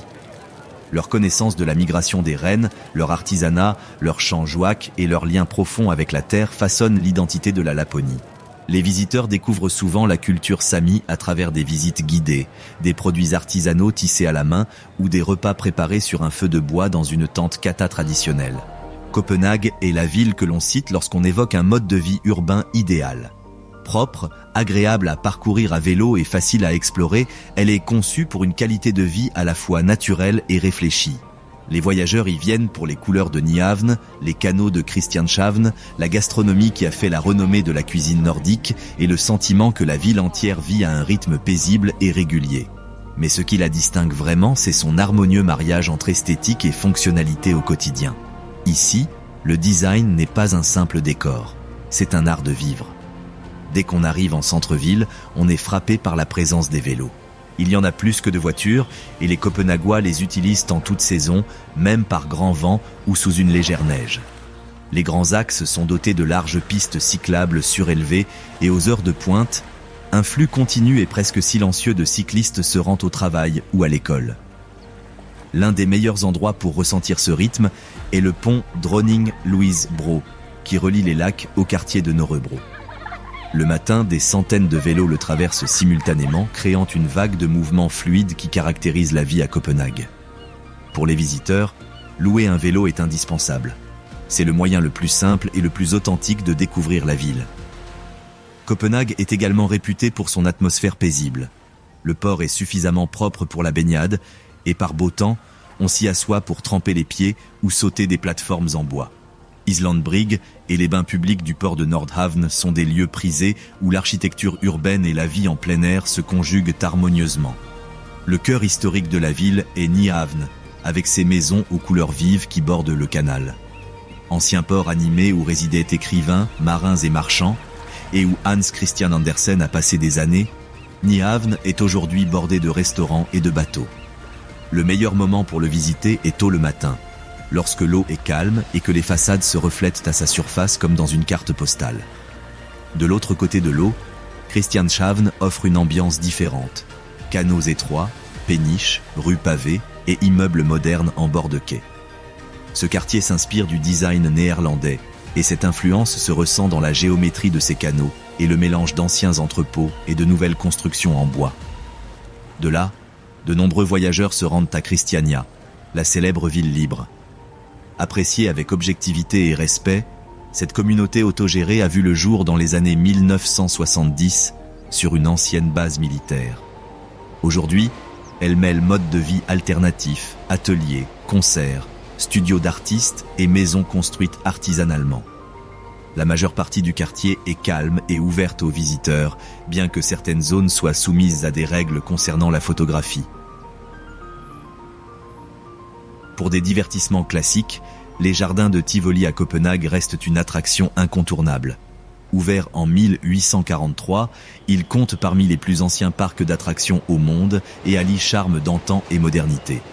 Lanternes suspendues dans les arbres, montagnes russes en bois, lacs, jardins et concerts en été complètent le tableau. Situés en plein centre-ville et faciles d'accès, ils offrent une ambiance surprenante la nuit, lorsque les lumières se reflètent sur l'eau. Copenhague est tout aussi réputée pour sa gastronomie. Des restaurants étoilés au guide Michelin aux boulangeries chaleureuses proposant des brioches à la cardamome. La ville a contribué à l'essor de la nouvelle cuisine nordique, qui met l'accent sur les produits locaux, la saisonnalité et les saveurs authentiques. Pour une ambiance décontractée, le marché de Refn rassemble des dizaines de stands internationaux le long du front de mer, avec des bancs face au port et une atmosphère conviviale et aérée. Ici, le design façonne tout, non seulement les bâtiments, mais aussi les objets du quotidien. Bancs publics, aires de jeu, ponts cyclables et même arrêts de bus. L'architecture de la ville s'étend des maisons de ville colorées du XVIIIe siècle aux icônes modernes telles que la bibliothèque Black Diamond ou le pont Sikkelslangen aux lignes ondulées. C'est un lieu où forme et fonction s'harmonisent parfaitement, rendant la ville intuitive et facile à vivre. La plupart des voyageurs s'imaginent Copenhague comme le quartier coloré de Nyhavn et les vélos qui sillonnent le centre-ville. Mais c'est dans la région du Grand Copenhague que se révèle l'identité moderne de la ville, ces lieux qui illustrent comment le Danemark mêle architecture, nature et vie quotidienne en un tout d'une harmonie rare. Des quartiers contemporains aux longues plages en passant par les musées de renommée mondiale, cette région élargie semble prolonger la philosophie architecturale de la ville. Simple, fonctionnelle et profondément ancrée dans le paysage. L'explorer permet aux voyageurs de mieux appréhender la vie à Copenhague, au-delà des clichés. L'un des lieux les plus emblématiques est Amager Strand Park, une longue plage artificielle à quelques minutes du centre de Copenhague. C'est là que les Copenhaguois nagent, font leur jogging, du paddle ou prennent simplement un café face au détroit d'Øresund. La plage est divisée en deux parties principales. Une large zone lagunaire aux eaux calmes et peu profondes, et une partie extérieure exposée au vent du détroit. Des passerelles en bois longent le sable, les enfants jouent sur les dunes, et en hiver, l'endroit offre un calme presque cinématographique. L'air froid balaie l'eau, les vagues viennent doucement caresser les rochers et les passants se promènent le visage enveloppé dans une écharpe. Par temps clair, on aperçoit la Suède de l'autre côté de l'eau, et ce panorama rappelle à quel point cette région est interconnectée. Les habitants s'y retrouvent toute l'année. En été, les plateformes de baignade blanches et minimalistes se remplissent de nageurs. En hiver, les véliplanchistes en combinaison fendent les vagues gris-bleu avec agilité. C'est l'un des exemples les plus éloquents de la culture de plein air qui anime Copenhague. La nature n'est pas un lieu d'évasion, elle est intimement liée au tissu urbain. Juste au sud de la plage se trouve Orestad, l'un des quartiers modernes les plus ambitieux de Copenhague. Construit sur d'anciens terrains vagues près de l'aéroport, il donne l'impression d'être une vitrine architecturale à ciel ouvert. Ces bâtiments sont célèbres auprès des étudiants en architecture du monde entier. La White House du Bjarke Ingels Group, où les appartements sont reliés par de longues passerelles en pente. Le complexe résidentiel VM Mountain, qui mêle terrasses et lignes géométriques acérées, et des immeubles de bureaux en verre noir qui reflètent le ciel. Se promener dans Orestad offre une expérience radicalement différente de celle du centre historique. Les rues sont larges, l'architecture audacieuse, et le métro circule en hauteur. Pourtant, le quartier reste fidèle à la philosophie danoise, l'accès à la lumière, au panorama et aux espaces verts. Des canaux serpentent entre les bâtiments, des roseaux bordent leurs rives, et la vaste réserve naturelle d'Amagerfjelled longe le quartier. On passe en un instant d'immeubles futuristes à une prairie paisible, bercée par le chant des oiseaux. Pour de nombreux voyageurs, le joyau de la région de Copenhague se trouve hors de la ville. Le musée d'art moderne Louisiana, situé à Humlebæk, à environ 40 minutes de train au nord. C'est l'un des musées les plus réputés de Scandinavie, non seulement pour ses expositions, mais aussi pour son intégration harmonieuse à la nature. Le musée, de faible hauteur, se caractérise par ses couloirs blancs immaculés et ses baies vitrées offrant une vue imprenable sur l'Øresund. Des sculptures ornent la pelouse, les vagues viennent se briser sur le rivage rocheux en contrebas, et la côte s'incurve doucement vers la Suède au loin. À l'intérieur, le design est simple et chaleureux. Parquet, lumière naturelle et espace calme qui invitent à la contemplation. Le bâtiment est relié par des passages souterrains, des cours intérieures et des passerelles vitrées, donnant l'impression de parcourir un chemin méditatif plutôt qu'une galerie bondée. Les voyageurs remarquent souvent que même ceux qui ne fréquentent pas habituellement les musées apprécient le Louisiana, car le cadre fait partie intégrante de l'expérience. Ce qui unit ces lieux, la plage, le quartier moderne, le musée, c'est l'engagement de longue date de Copenhague envers la qualité de vie. Le Grand Copenhague n'est pas fait pour l'apparence, mais pour le confort, la facilité d'accès et la beauté du quotidien. Son architecture s'intègre harmonieusement à l'environnement. Au contraire, elle s'ouvre sur la mer, le vent et la longue lumière scandinave. Aarhus est la deuxième plus grande ville du Danemark, mais elle n'a rien d'une version miniature de Copenhague. Elle possède sa propre personnalité, plus jeune, plus dynamique, portée par l'énergie de dizaines de milliers d'étudiants qui animent ses rues jusqu'à tard dans la nuit. Les voyageurs y viennent pour ses musées, son architecture et son accès facile aux forêts et aux plages. Mais ce qui rend Aarhus si mémorable, c'est son équilibre. Une culture moderne mêlée à la tranquillité d'une petite ville, l'histoire côtoyant l'art expérimental et des espaces verts naturellement intégrés au quotidien. C'est une ville compacte, facile à explorer à pied ou à vélo, et regorgeant de lieux de rencontre pour les habitants. Terrasses en bord de mer, ruelles étroites du quartier latin et coins tranquilles sous de grands êtres près de la mer. Le monument le plus emblématique de la ville est le musée d'art Aarhus, l'un des plus grands de Scandinavie. Même de loin, on aperçoit la passerelle circulaire en verre qui surplombe le toit, votre panorama arc-en-ciel, de la Fur Eliasson. Y pénétrer, c'est comme entrer dans un anneau de couleurs en mouvement lent. La ville s'étend à vos pieds. Bâtiments en briques rouges, clochers, grues de chantier et ports se parent de teintes rouges, oranges, bleues ou vertes. En contrebas, les galeries de l'Aarhus présentent un large éventail d'œuvres, de l'art nordique classique aux expositions contemporaines les plus audacieuses. Le bâtiment lui-même invite à la flânerie, avec ses larges escaliers blancs et ses espaces ouverts et apaisants qui mettent en valeur chaque œuvre. Pour comprendre le passé d'Aarhus, les voyageurs se rendent à Den Gamle By, un musée à ciel ouvert où des bâtiments historiques de tout le Danemark ont été reconstruits et préservés. Au lieu de vitrines, le musée recrée des rues entières, des menuisiers travaillant dans leurs ateliers, des épiceries des années 1920 avec leurs enseignes à l'ancienne, et des appartements meublés exactement comme y vivaient des familles il y a plusieurs décennies. Loin d'être théâtralisée, la reconstitution est minutieuse et détaillée, offrant aux visiteurs l'impression de déambuler dans une frise chronologique vivante. Le musée présente même des quartiers des années 1970 et 2010, illustrant l'évolution de la vie danoise, non seulement il y a des siècles, mais aussi plus récemment. Aarhus est également réputé pour la transformation de ses quais. Les anciens sites industriels sont devenus un quartier moderne regorgeant d'appartements, de cafés, d'espaces publics et de longues promenades.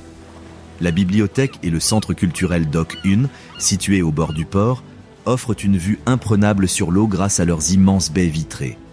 Les habitants s'y retrouvent pour travailler, lire ou simplement admirer le balai des bateaux. En été, les bains publics du port proposent des zones de baignade aménagées, et l'on y croise souvent des personnes prenant un bain de soleil sur les terrasses en bois ou se rafraîchissant dans l'eau par temps chaud. Juste au sud de la ville, la forêt de Marselisborg s'étend le long du littoral. Cette longue bande de hêtres est un véritable havre de paix pour Aarhus. Les habitants aiment y faire leur jogging, leurs balades à vélo entre les arbres ou emprunter les chemins qui mènent directement aux plages de sable fin. Le terrain descend en pente douce vers la mer et par un après-midi calme, on peut entendre le clapotis des vagues entre les arbres. Non loin de là se trouve le palais de Marselisborg, résidence d'été de la famille royale danoise, dont les jardins sont ouverts au public en l'absence des souverains. La vie culturelle d'Aarhus est profondément marquée par ses étudiants. Avec une université prestigieuse et plusieurs écoles d'art, la ville bénéficie d'un flux constant de jeunes.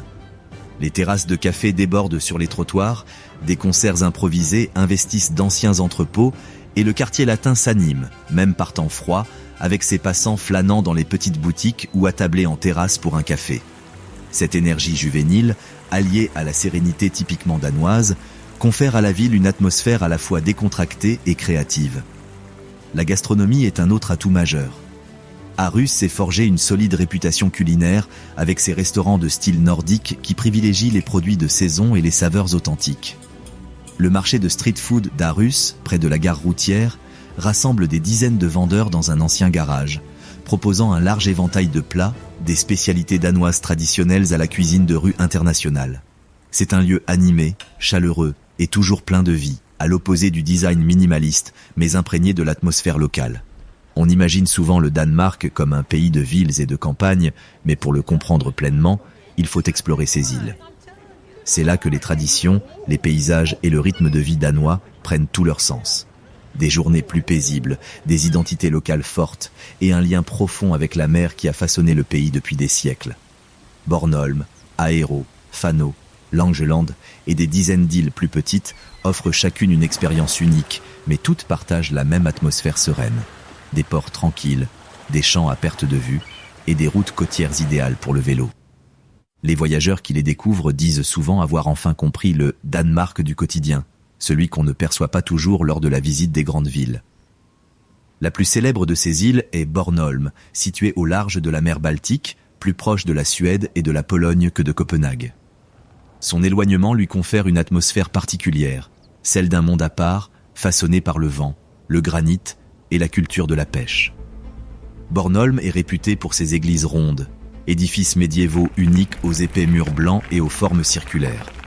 Elles servaient probablement à la fois au culte et à la défense, et leurs intérieurs dépouillés contrastent avec l'architecture des églises scandinaves traditionnelles. Le long de la côte, Bornholm alterne falaises abruptes au nord et plages de sable fin au sud. Des villages comme Gudhjem et Svaneke possèdent des ports où les barques en bois s'entrechoquent doucement et où les fumoirs exhalent l'arôme incomparable du haring fumé de Bornholm.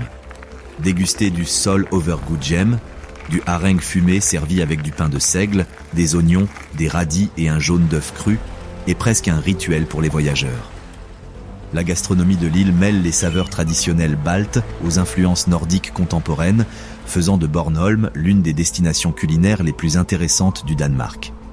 Le vélo est l'un des meilleurs moyens de découvrir Bornholm. Des pistes cyclables bien balisées sillonnent les forêts, longent la mer et relient de petits villages aux maisons aux chaudes teintes de jaune, de rouge et de brun. Par temps clair, la mer Baltique offre une luminosité surprenante, une couleur bleu-vert rafraîchissante qui contraste avec les formations rocheuses sombres. Les habitants l'appellent la lumière de Bornholm. une clarté que les artistes s'efforcent de capturer depuis des siècles. Plus au sud, l'île d'Aero semble tout droit sortie d'un conte de fées.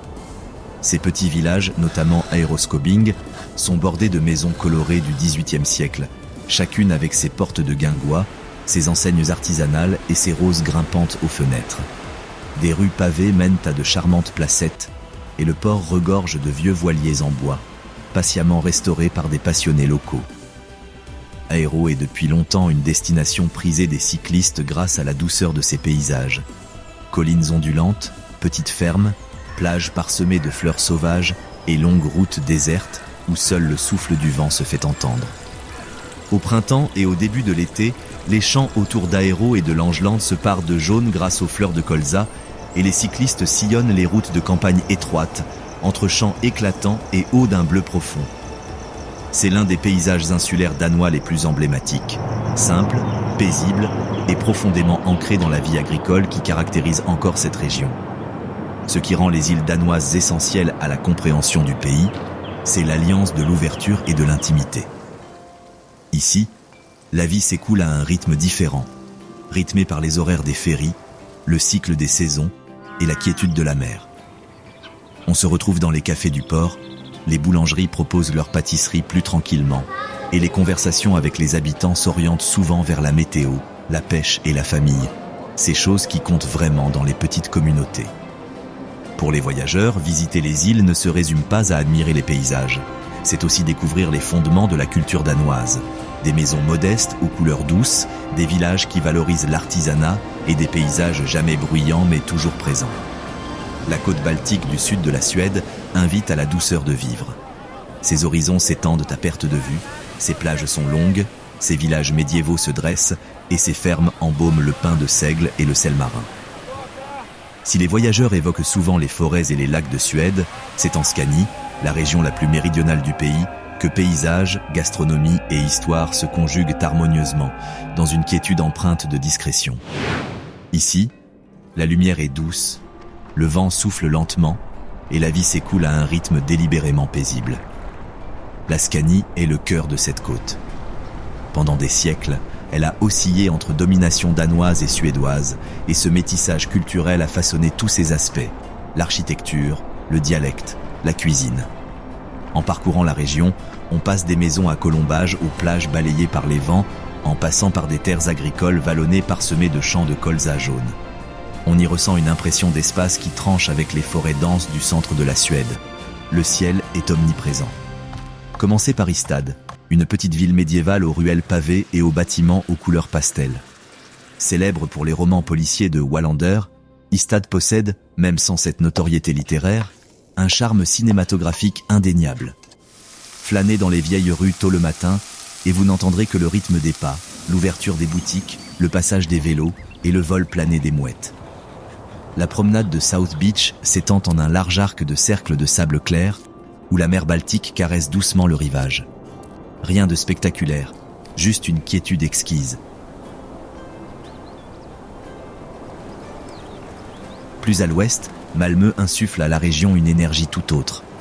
Ancienne ville portuaire et industrielle, elle s'est réinventée grâce à une architecture audacieuse et à des influences internationales. Le Turning Torso, qui s'élève sur 190 mètres au-dessus du front de mer, en est l'emblème, une sculpture habitable. En contrebas, Västra Hamnen est un quartier durable construit autour de promenades, de zones de baignade propres et de cafés qui s'animent les jours de beau temps. Le brassage culturel de Malmö se retrouve aussi dans sa gastronomie. Stands de falafel, boulangeries nordiques et restaurants expérimentaux qui revisitent les produits locaux. La gastronomie de Scanie est l'une des meilleures raisons de visiter la côte baltique. Ici, c'est une région agricole et ses produits en témoignent.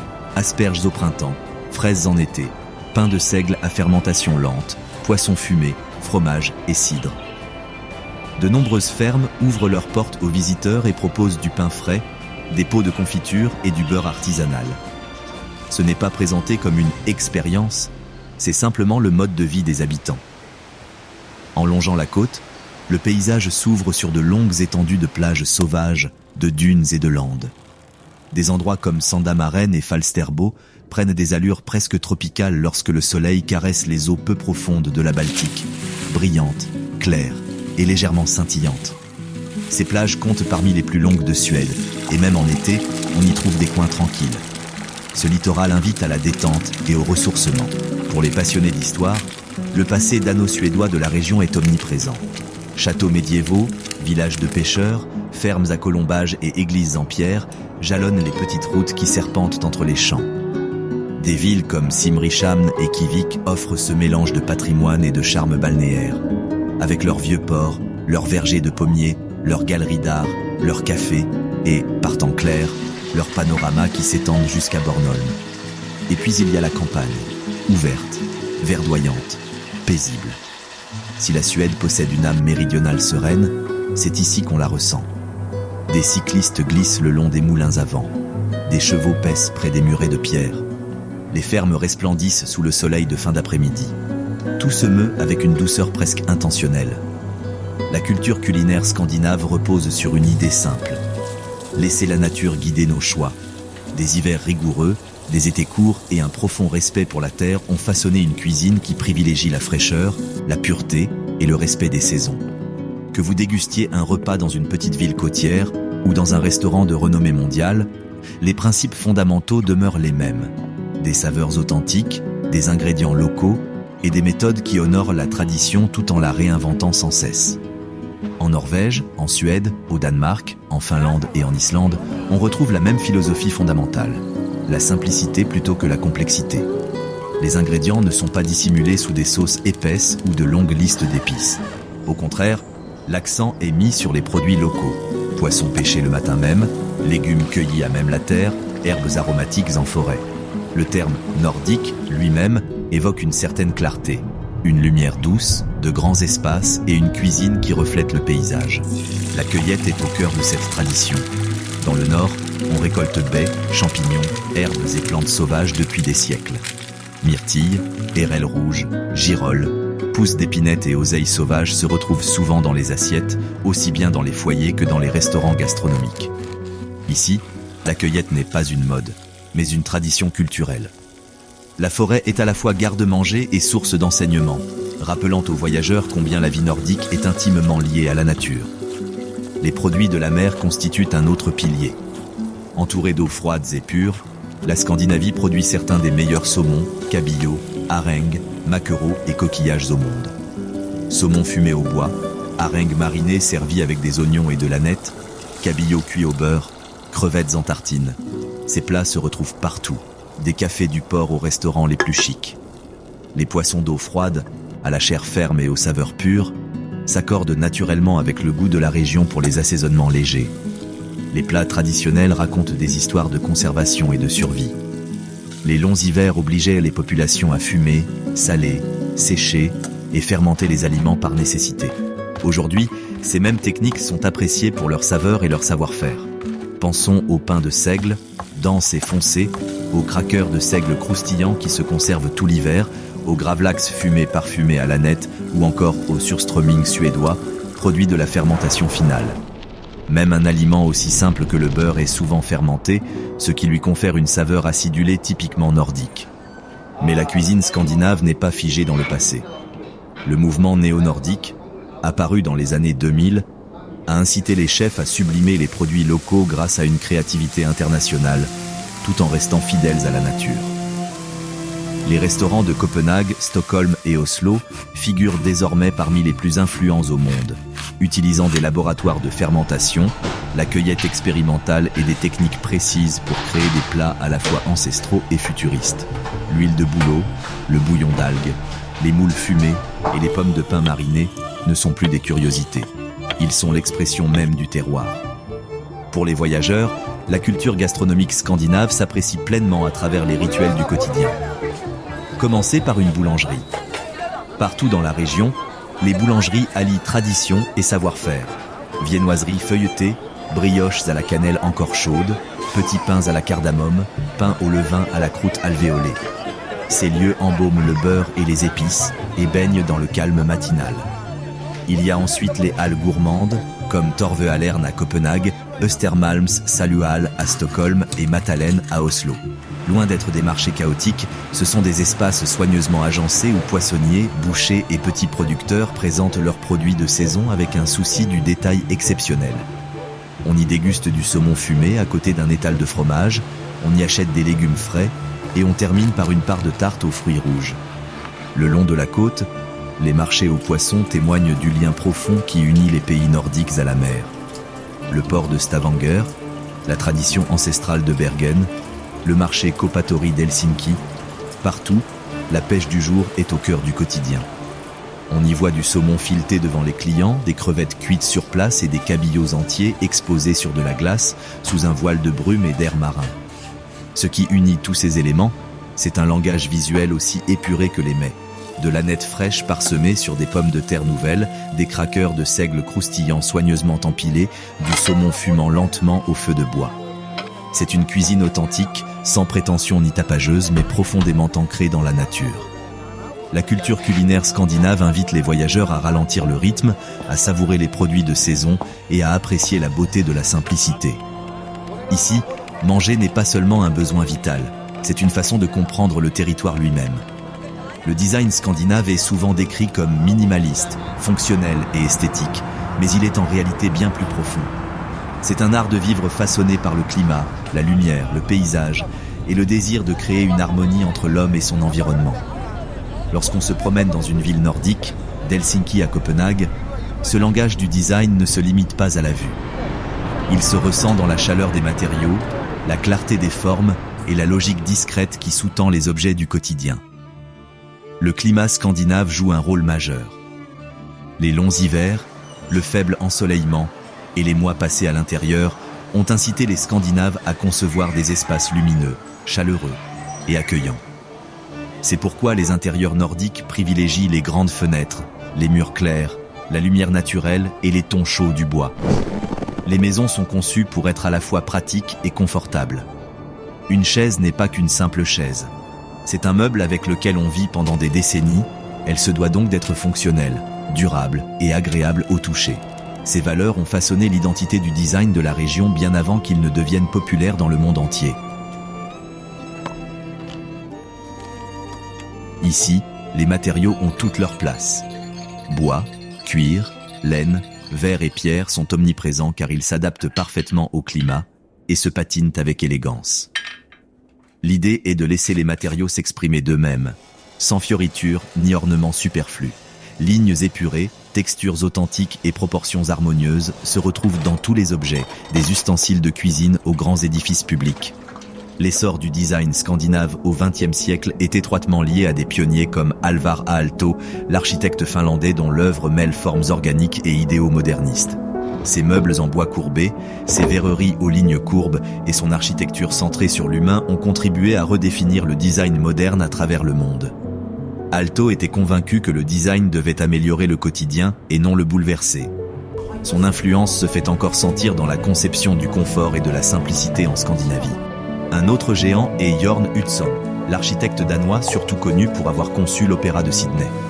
Son œuvre, ancrée dans des formes sculpturales et une attention particulière portée à la lumière, illustre comment le design nordique peut être à la fois fonctionnel et expressif. Les bâtiments d'Utzon dégagent une impression de calme et de luminosité, façonnés autant par le savoir-faire artisanal que par la vision artistique. Le minimalisme nordique, devenu presque synonyme d'identité scandinave, ne se résume pas à des pièces vides ou à des règles strictes. Il s'agit d'un équilibre entre esthétique et fonctionnalité. Un intérieur nordique se caractérise souvent par quelques objets soigneusement choisis. Une lampe à la lumière chaleureuse, une table en frêne clair, un plaid en laine qui adoucit l'hiver. L'espace y est apaisant, non pas froid, mais réfléchi, non pas rigide. Cette philosophie s'étend également aux espaces publics. Parcourez les stations de métro de Copenhague et vous remarquerez leur design épuré, ouvert et intuitif. L'éclairage est doux, la signalétique claire et les matériaux comme l'acier et la pierre dégagent une impression de robustesse et d'élégance. Les pays scandinaves accordent une grande importance à l'aménagement des espaces publics, convaincus qu'une architecture de qualité doit être accessible à tous et non réservée aux plus aisés. Même les bancs d'une place publique, les arrêts de bus dans une rue enneigée ou les salles d'attente d'une gare maritime obéissent à cette même logique. Simplicité, fonctionnalité et esthétique. Helsinki et Stockholm poussent le concept encore plus loin en concevant des quartiers entiers autour des déplacements à pied, des espaces verts et d'une architecture centrée sur l'humain. L'urbanisme y est non seulement efficace, mais aussi profondément lié au bien-être. Infrastructures cyclables, promenades le long des quais, immeubles d'habitation minimalistes et espaces communs bien agencés témoignent de l'influence de l'aménagement sur le quotidien. À l'intérieur, les détails racontent l'histoire. Des cheminées conçues pour diffuser lentement la chaleur à travers la pierre. Des cuisines qui optimisent les petits espaces sans donner une impression d'étroitesse. Des fenêtres placées de manière à capter le soleil rasant de l'hiver. Des meubles fabriqués pour durer des générations. Chaque choix témoigne d'une compréhension du climat et du mode de vie, des besoins pratiques sublimés par une conception réfléchie. L'architecture scandinave est inimitable. Le bois chaleureux qui s'illumine d'une douce lumière, les grandes fenêtres ouvertes sur l'extérieur, les lignes épurées qui créent une atmosphère apaisante. Cette esthétique ne cherche pas à impressionner, mais à améliorer le quotidien. En définitive, le design scandinave domine non pas par effet de mode, mais parce qu'il s'enracine dans l'expérience humaine authentique. Dans le Nord, la beauté est indissociable de la fonction. Elle est fonction, exprimée avec clarté, chaleur et un profond respect pour le mode de vie. Le rythme de la Scandinavie est dicté non seulement par la géographie, mais aussi par la lumière.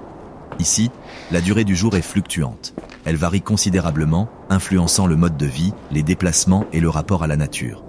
Pour les visiteurs, comprendre la région, c'est comprendre le cycle des saisons, car un même lieu peut se métamorphoser en 4 mondes différents selon la période de l'année. En été, tout change. Au-delà du cercle polaire arctique, le soleil de minuit illumine le ciel pendant des semaines, brouillant la frontière entre le jour et la nuit. Des villes comme Tromsø, Kiruna et Alta ne connaissent jamais la nuit noire. Même dans les villes du sud, telles que Stockholm ou Copenhague, les nuits sont courtes et baignées d'une douce lueur pâle. La région s'anime. On profite des terrasses tard dans la soirée, les ferries sillonnent les archipels et les sentiers de randonnée restent fréquentés bien après minuit. Cette lumière constante n'est pas qu'un simple phénomène naturel. Elle influence l'humeur, les habitudes de travail et même l'architecture. De nombreux bâtiments étant conçus pour tirer le meilleur parti des longues journées d'été. L'hiver offre un tout autre visage. De novembre à janvier, la nuit polaire enveloppe le grand nord d'une pénombre bleutée qui dure toute la journée. Dans des endroits comme le Svalbard, le soleil ne se lève pas pendant plus de 2 mois. Mais l'obscurité n'est pas synonyme d'inactivité. Les habitants s'adaptent en créant des routines qui leur apportent structure et réconfort. Les rues s'illuminent de lumière chaleureuse, les cafés se remplissent tôt et les traditions permettent de traverser l'hiver sereinement sans le considérer comme une épreuve insurmontable. 2 concepts culturels permettent de comprendre cet état d'esprit. Le premier est le hygge, un mot danois et norvégien qui signifie en gros chaleur, confort et plaisir des moments simples. Il se manifeste par des intérieurs éclairés à la bougie, des couvertures moelleuses, des repas faits maison et des soirées entre amis lors des longs soirs d'hiver. Le hygge n'est pas un simple décor, c'est une stratégie de survie devenue un véritable mode de vie. Le second concept est le friluftsliv, l'idée scandinave de vie au grand air. Même par des températures glaciales, les gens sortent pour marcher, skier et respirer l'air pur.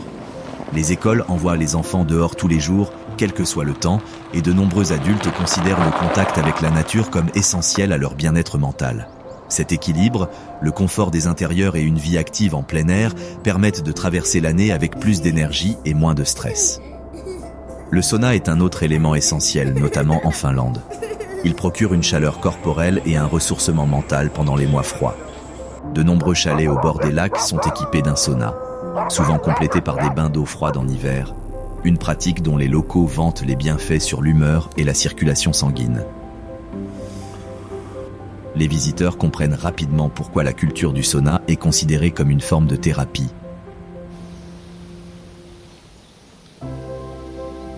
Pour les voyageurs, chaque saison offre des expériences différentes.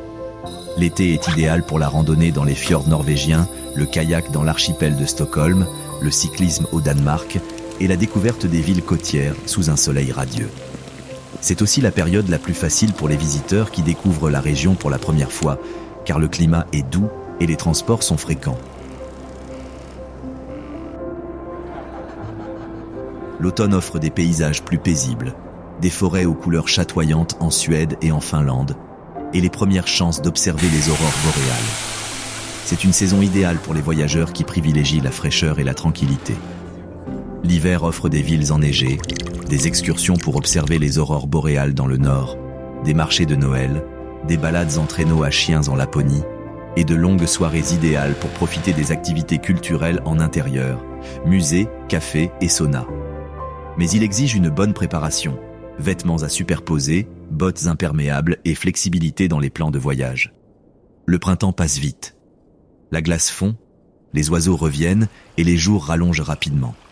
C'est une brève mais magnifique parenthèse où la nature s'éveille et où les villes semblent plus vivantes. Dans toute la région, la lumière crée chaque jour des paysages qui restent gravés dans la mémoire.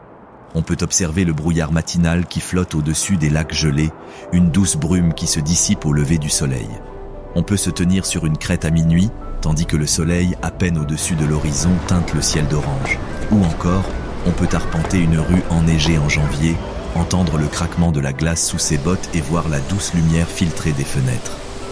En Scandinavie, les saisons ne se résument pas à la météo.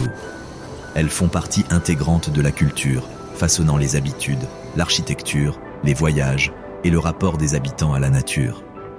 Les visiteurs qui s'imprègnent de ces rythmes découvrent le Nord comme les locaux, au gré de la lumière, du confort et du cycle des saisons.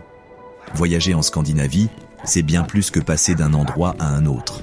C'est une manière de voir le monde, façonnée par les paysages, l'architecture, les saisons et le rythme paisible de la vie nordique. Après avoir exploré fjords, îles, villages arctiques et villes modernes, une image plus claire se dessine. La région ne se définit pas par un seul attrait, mais par l'équilibre qu'elle maintient entre nature et population. Les paysages à eux seuls offrent une diversité immense. On trouve les fjords profonds de Norvège, creusés par d'anciens glaciers et où résonne encore le grondement des cascades. La Suède s'étend des terres agricoles fertiles du sud aux forêts silencieuses et aux ciels illuminés par les aurores boréales de Laponie. Le Danemark offre des horizons plus doux, des îles, de longues plages et la douce lumière du soir sur la mer Baltique. Ces environnements sont différents, mais ils ont un point commun. Ils sont préservés, protégés et intégrés à la vie quotidienne. Le balisage des sentiers, les réseaux de ferries et les parcs nationaux sont conçus pour accompagner les visiteurs de manière responsable, sans pour autant les dénaturer. La culture apporte une dimension supplémentaire. Partout en Scandinavie, règne un fort sentiment de confiance, de sérénité et de communauté. Les villes sont ouvertes et sûres. Les espaces publics sont conçus pour être accessibles à tous. Musées, bibliothèques, promenades en bord de mer et pistes cyclables témoignent de la conviction que la qualité de vie doit être partagée. Les voyageurs remarquent les petits détails.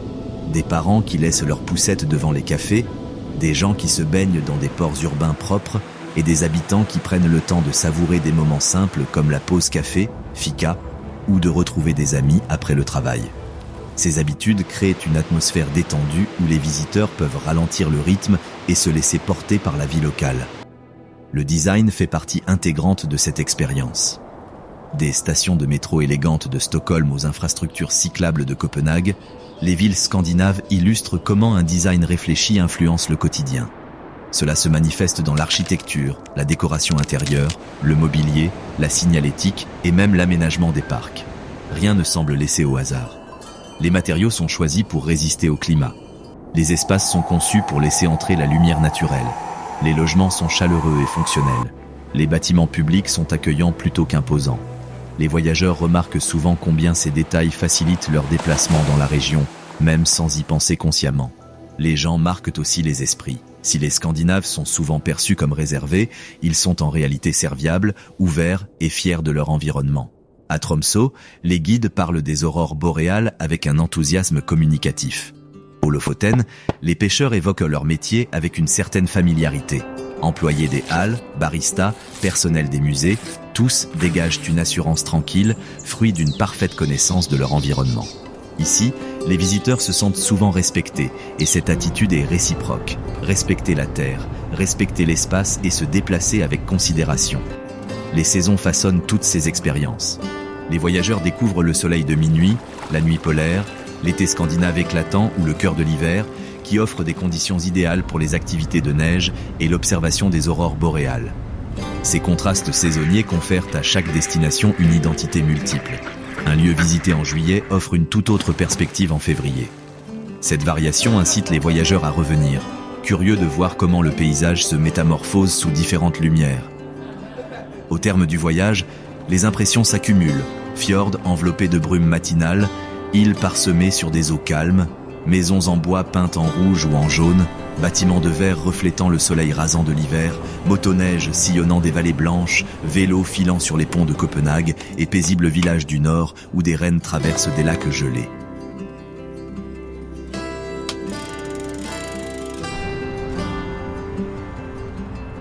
Ces images restent gravées dans les mémoires car elles capturent l'essence même de la Scandinavie, une région où modernité et nature sauvage cohabitent harmonieusement.